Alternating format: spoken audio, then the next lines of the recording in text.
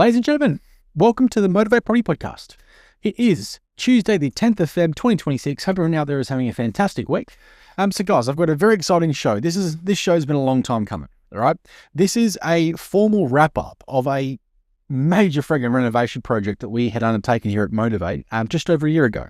So what I want to do is just do a bit of a formal sort of wrap-up and sort of show you guys the numbers and how the process went. Now, just for context, we took on this renovation project back in 2024 in September, and it just got completed handover in December, a couple of months ago, and today we have secured our tenants. All right, so I want to sort of wrap it all up and give you guys the full explanation.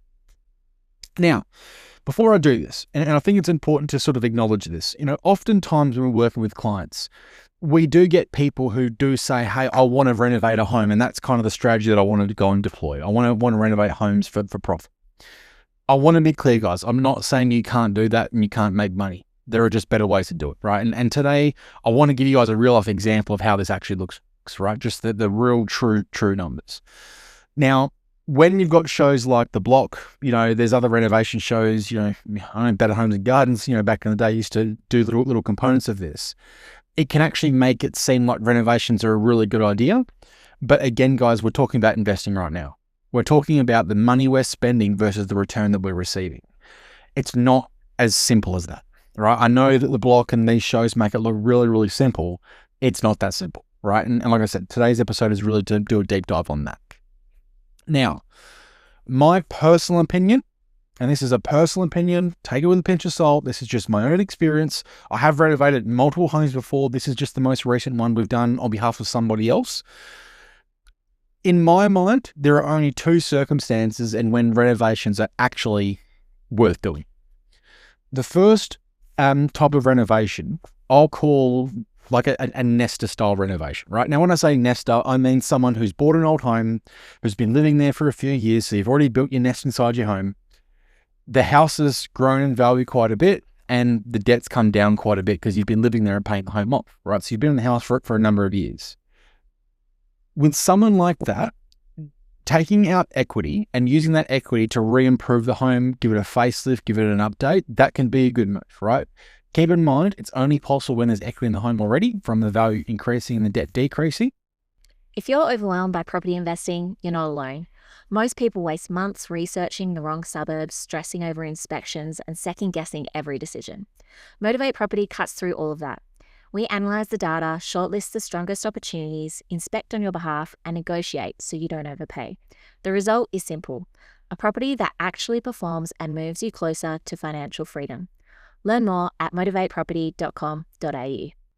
But there is an argument to say, if I go and take out $100,000 and do a massive, beautiful facelift on this home, in theory, it should be worth more at the end of it, right? And that fundamentally, in a lot of cases, is correct. But it's only relevant once there's organic equity inside that home waiting and sitting there ready to go.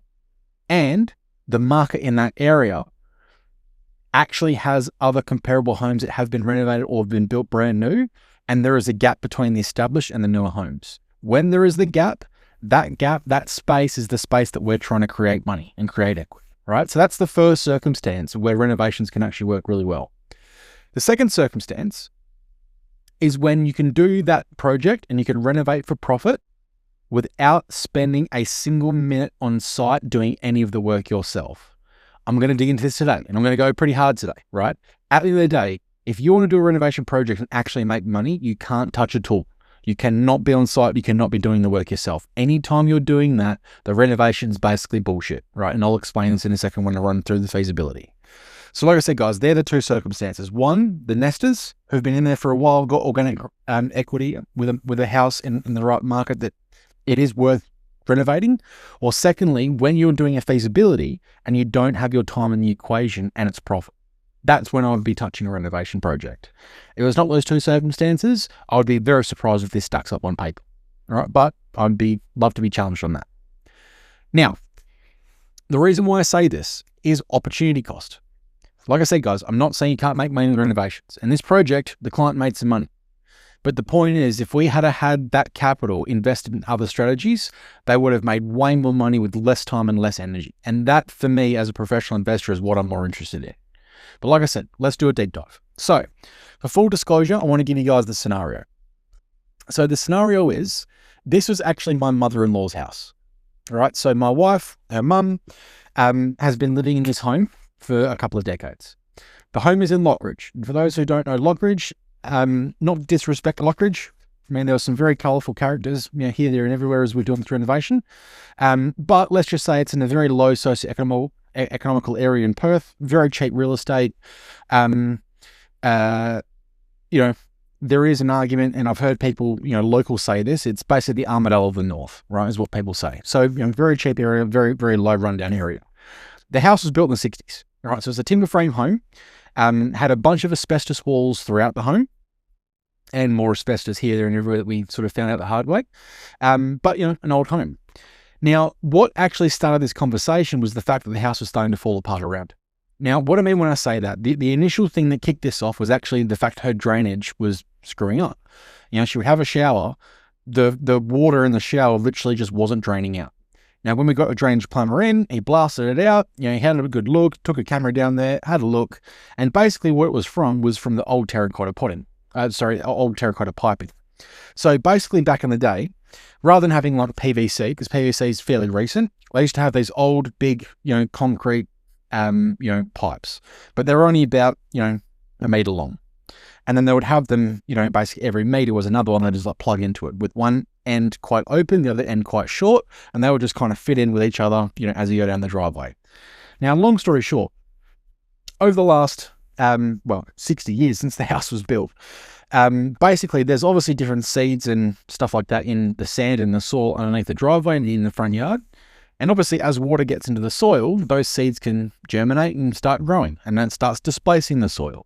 And so what we essentially found from the camera coming into the sewage is that there's obviously a few different branches that have been growing around the pipes, and it's started to concertina and move them.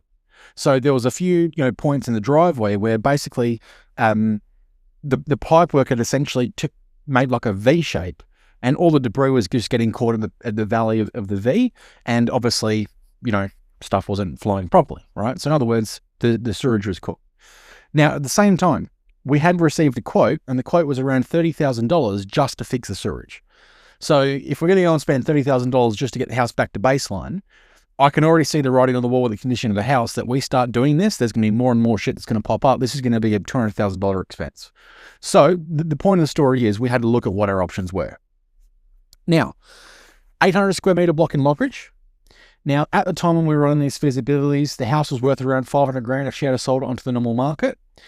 As of September of 2024, the day that we started the renovation, the bank value was 575, right? And keep in mind, I know that because we had to go and get a refinance done to go and pull the money out for the renovations. 575 is what the bank said it was worth. Now, like I said, it was my mother-in-law, so she's in her 60s. She's a single grandmother, has an income of around $50,000. So we had to essentially play the best hand that we possibly could with this particular situation. Now, long story short, if we were to go and sell this property, and let's just say we said to my mother-in-law, hey, mother-in-law, it's a case of just sell the property and let's just go find you something a little bit newer, a bit more modern in a slightly different area. With the selling agent selling the property, then the stamp duty buying the new property, we would lose $50,000 just in fees. So in other words, what we sell for $575 today, we're essentially having to rebuy at $525 tomorrow, right? Because that's the equivalent purchase in the same market. Now, spending $525 after selling something for $575, we're essentially downgrading homes for more money, right? So like it really just wasn't feasible selling this house just to buy another house in the same market. That wasn't feasible. So we did a development feasibility. What does it look like if we just subdivide this home and, we chop it into 3, it's a triplex block, and we either sell the blocks or we build 3 houses and we sell all 3 houses? It wasn't feasible. To give you guys some real life numbers, the 3 valuations on those 3 blocks were $150,000 per block. So that means we'd take the 575 house that it was at the time, we would go and spend a good $50,000 in subdivision costs and, another 25 grand in demo. So $75,000 to get this block ready to go. And all we would end up doing is selling 3 blocks for $150,000. So we'd sell the whole thing for $450,000. So we would spend $75,000 to then lose money. Like, it just was not feasible doing that, right? And that's a really good example of a property. Even though she's got the equity in it, it's not actually feasible to go and develop this property.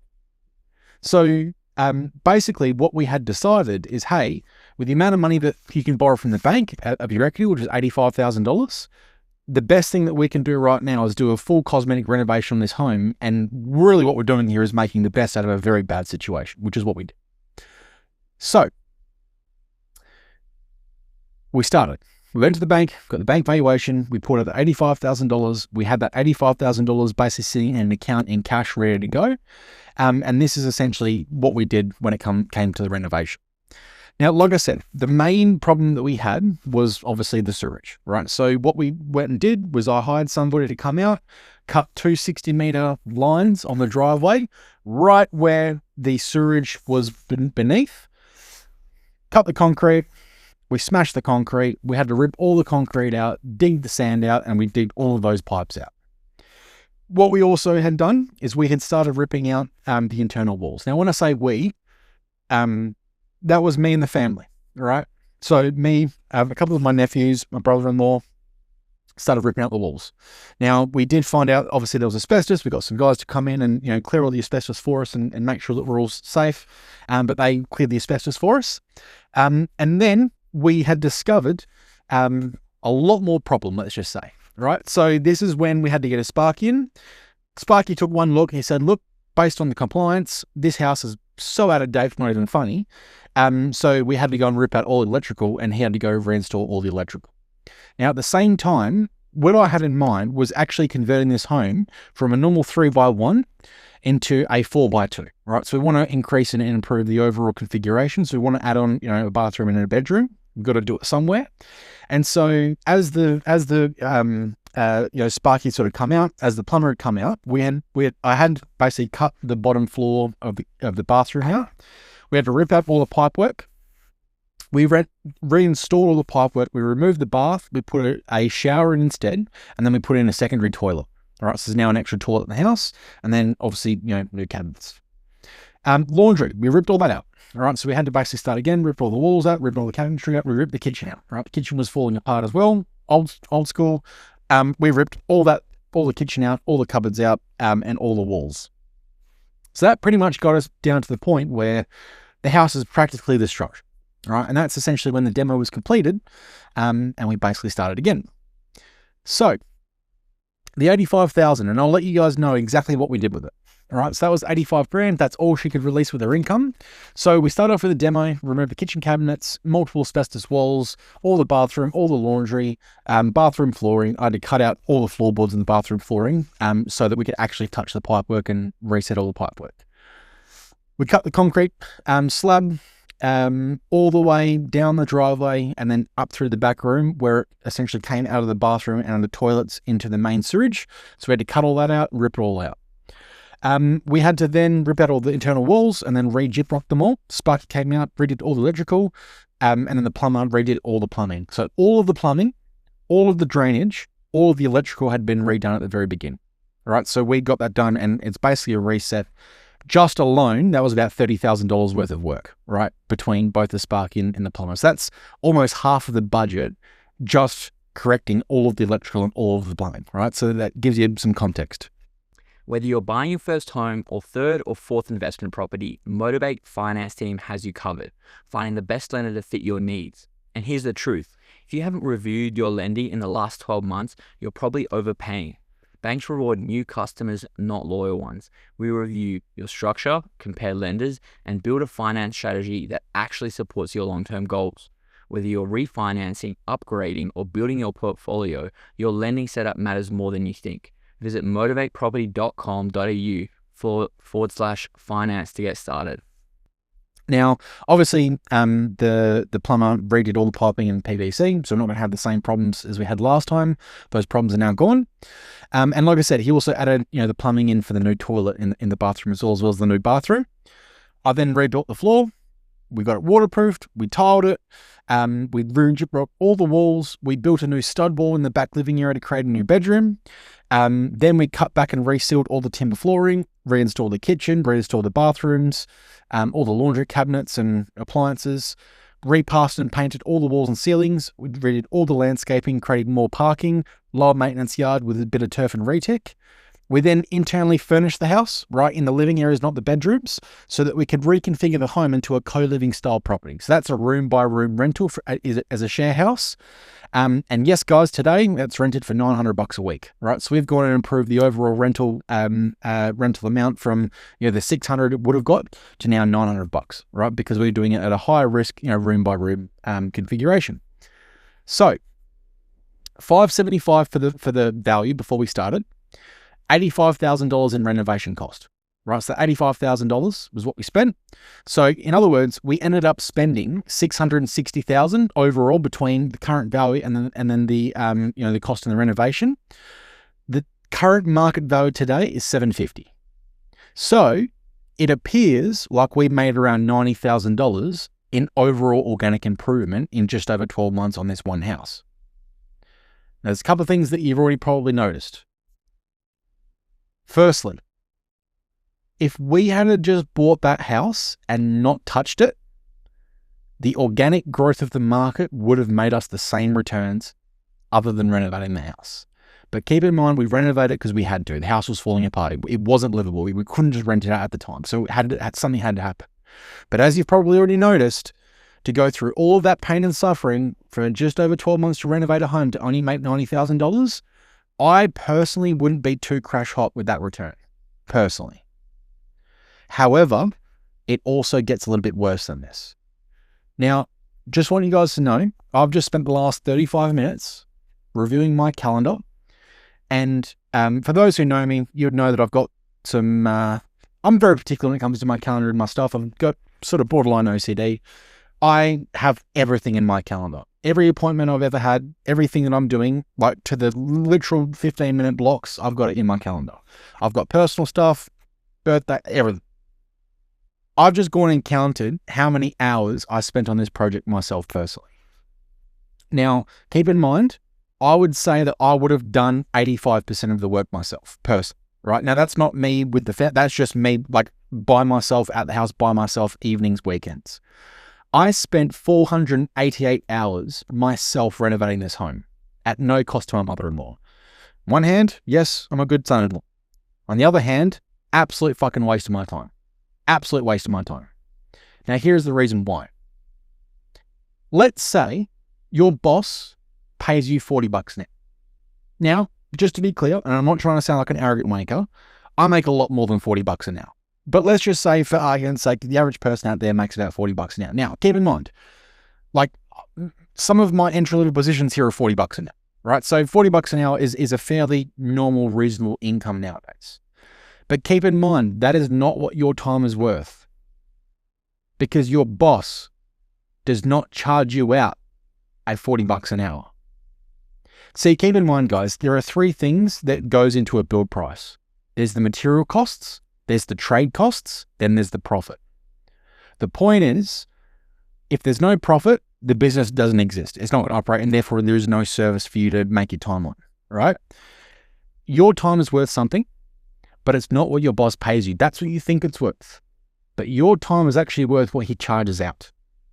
So keep in mind, when we think about material costs, when we think about labor costs, then we think about profit, what your boss pays you $40 an hour for, he's probably charging somebody $120 an hour to actually do the job. And that's so you can get your $40, he can spend the $40 on materials, and he can take $40 in profit to keep the business afloat. So the reality is, your time is not worth what's on your payslip. It's probably worth a bit more than that, right? But let's just say, for argument's sake, that it is just worth $40 an hour. So here's the problem. If I take $40 an hour, and I'm going to do this live on a calculator, $40 an hour times that by 488 hours that took personal man hours of my personal time. That doesn't include my nephews, brother-in-laws, anytime they ever help me on site any of those days or weeknights. That's just purely the hours that I was there and present, whether it was on the tools or supervising someone doing something. 488 hours, right? Times by 40. That's $19,000, right? So that's $20,000 as a bottom line reactionary payment that I would receive if I had been working for someone doing this job. But notice that I wasn't. So again, if we had got trades to come and do this job for us, what would have cost, let's just say me calculating $40 an hour right now, probably would have been about $120 an hour if we had got someone to come and do it. So the reality is, by me doing the work myself, $120 an hour times by 488, that's $58,000 for the year. So instead of essentially increasing our overall reno cost by another $60,000 in labor, I've spent my time, and if we were to save $40 an hour, let's just say it's cost my mother-in-law an extra 20 grand instead of costing 60 grand. So I've saved around $40,000 for her by doing the work myself. Now, obviously, I haven't charged her. Obviously, I'm not going to charge her, right? I did that for free. I did it for love. However, the thing that we've got to get really clear on is that the only reason why I've saved that $58,000 is because I've done the work myself. In other words, let's now put that $58,000 into the mix. So we've got the property that's worth $575. That's how much it'll cost. Well, sure, that's how much it was worth at the beginning. We've got $85,000 for materials. Plus, we've got $58,000 in money that it would have cost of my time to get someone else, licensed trades and businesses, to come onto the site and do that work for us. So the total cost is $718,000. Right? So that's what this project has actually cost. And today it's worth $750. So in just over 12 months, that means the client actually would have made $32,000. I don't know about you guys, but if I'm going to go on and take on a project, and this is not a project that let's just say one of our clients do. Let's just say this is a project that you're going to go and consider doing tomorrow yourself, right? If you're going to go and do a project and spend X amount of hours on site doing a shitload of work for 12 months, and at the end of the day, all you end up making is $32,000 profit. If your investment property is being managed, but you're still dealing with stress, vacancies, or tenants who don't respect the home, you don't have a property manager. You have a problem. Motivate Realty runs property management the way it should be done. Clear communication, strict tenant screening, proactive maintenance, and complete transparency so your property stays protected and your rental income stays consistent. If you want a property manager who actually treats your investment like a business, visit motivateproperty.com.au/realty. Just so we're on the same page, that is an absolute fucking waste of time. Like you are actually better off just going and getting a part-time job and just go work a part-time job instead. Right? Of taking the risk of buying a house, spinning your wheels, spending all your time renovating it just to try and, make a profit, all at the same time. While the overall market in Perth has grown while this has been happening. And the majority of the growth that you guys have seen in this house is actually from the organic market. It's got nothing to do with this renovation. So in other words, guys, this renovation basically was a giant waste of time. But, like I said to you, it was the only option, and this was us making the best out of a very bad situation. Now, yes, the client's in a much better position today because the home is almost brand new. $85,000 is actually what it cost her to get basically a brand new home. So she's actually made quite a bit of money in this process. But that's only on the basis that I spent 488 hours of my own personal time doing the work for. So unless you guys are prepared to go and do that for yourself, I would recommend not. There are so many better other property investment strategies that don't waste your time like that. You guys can deploy today and make way more money tomorrow. All right? Now, in summary, the only way a renovation is profitable is if you don't have your time in the mix. But just to make myself clear, if the only reason why you're doing this renovation is because it's profitable, because you're not putting your time into the mix, then that feasibility is bullshit. It's not worth the paper that it's written on. You're actually lying to yourself and trying to convince yourself that by you doing this renovation, you're actually pushing the ball forward. You're not. There are so many other better strategies out there. I mean, I've got clients who've literally all they've done is buy a better house in a better area.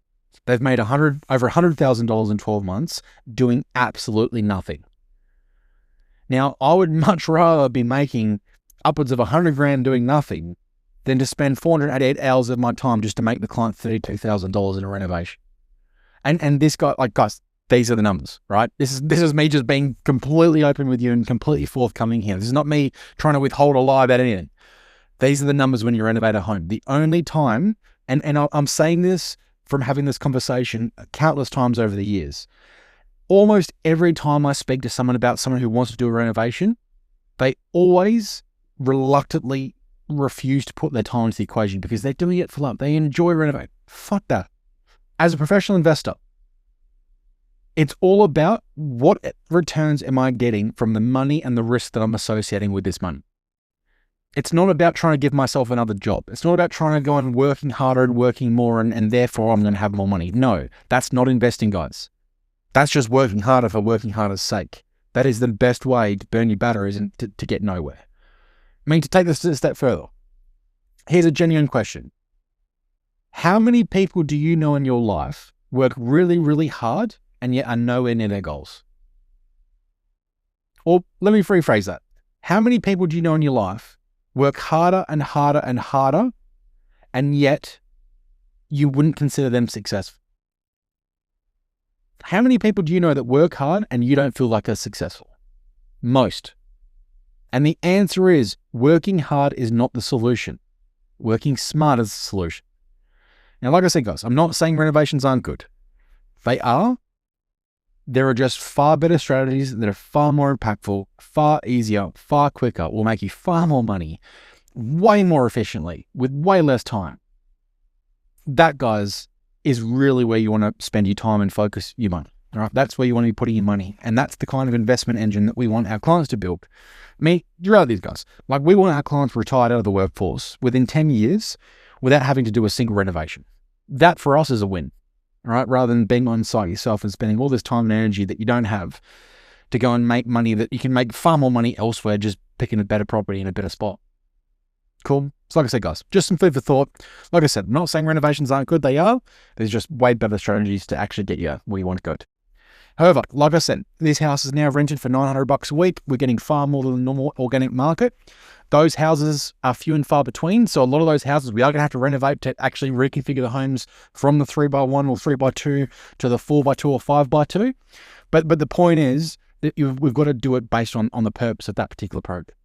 Like I said, guys, if you guys want any more info, any questions, any comments, feel free to write them on the video below. But thanks for listening.